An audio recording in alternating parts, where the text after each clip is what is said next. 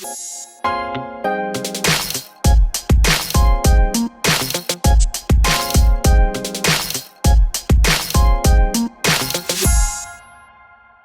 most people think that having big, audacious goals is enough to motivate them to succeed. And it quite frankly isn't, right?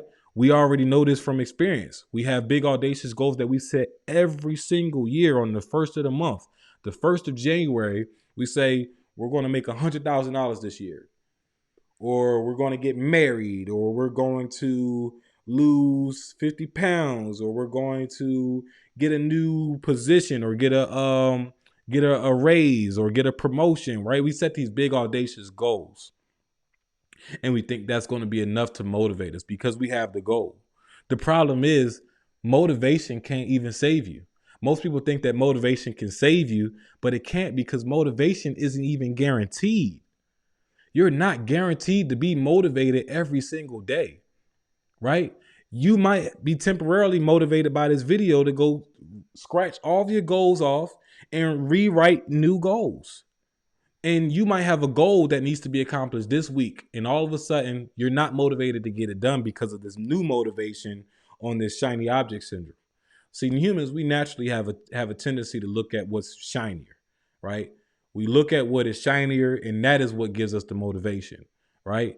We say that we want to do this business endeavor, and when it comes to actually now creating the systems, running the business, we start to lose that motivation. And then we definitely lose motivation when we go on Instagram and we see somebody else doing another business endeavor, and they're making it seem seamless and effortless, and they're making a whole lot of money doing it. And then now all of a sudden we're not motivated to do this endeavor because we got the shiny object, like this endeavor may be better. So that's an example of how motivation is not guaranteed. So motivation alone is not going to help you succeed, right? Think about it like this, because this is very, very common, right? What do all sports teams have in common? All sports teams have the same thing in common. And if they don't have it in common, they most likely not a sports team. They might be just some like intramural club or boys and girls club, something like that, right? And no shade, because we need those. We need like the volunteer clubs, but I'm talking about like athletic associations and teams that have budgets, teams that travel, teams that, win, teams that get upset about losing. They all have the same goal. And that goal is to win a championship. Now, if having the audacious goal of winning a championship was enough, everybody would be a winner. But that's not the case. Every single game, we are guaranteed to have a winner and a loser. So if we're guaranteed to have a winner and a loser, that right there should tell you that there's something missing. There is something missing, because somehow there's always going to be a winner and a loser. And so having the goal to win clearly is not enough to succeed. What is missing are the action goals. What's missing is the discipline, the routines that the winning team sets, the coaching staff, the leadership on the team, the behaviors on and off the court, the diets, right? All this is a part of the winning culture, right? It's not just the goal. If it was the goal, everybody would have won a championship this year. But there's only one team that can win a championship. Out of all the teams in the NBA, out of all the teams in the NFL, the MLB, the NHL, whatever sport you like, out of all the teams in this association of that sport, only one team is going to win a championship. And so the difference between that one team and the rest is this one team doubled down on their actions and their consistency, not on the result. Because again, if you focus on the result, it's not going to bring you more results. If you focus on the result of winning a championship, and I don't care what life coach, what mentor tells you, oh, if you just emotionalize the goal, think about the feeling of when you, because I've said, I'm guilty of this. I've given this advice, and this advice is good. It's great advice when paired with the advice of helping a person set action goals, which is what I'm doing, right? But I can't just tell you, oh yeah, just imagine winning a championship. Think of how that's going to feel. Think of how proud your family is going to be of you. Think of the endorsements that are going to come from it. And that's not going to be enough for me to actually win a championship. I can't just think of these things. I have to now think of what I'm going to do on a consistent basis.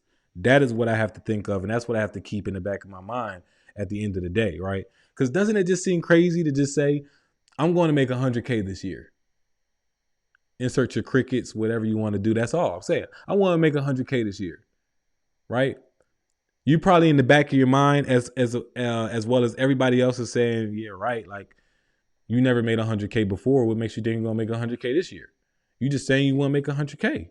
You have no plan to do it. Or what if I said, I'm going to lose 30 pounds? That's it. No action plan to go to the gym consistently. No meal plan, no meal prep. I'm just saying I'm going to lose 30 pounds. No one's going to believe you. You don't even believe you. Because if you believed yourself, you would say, I'm going to lose 30 pounds by doing X, Y, Z, and I'm going to get X, Y, Z done by ABC, this time frame. That's the statement of somebody who believes themselves.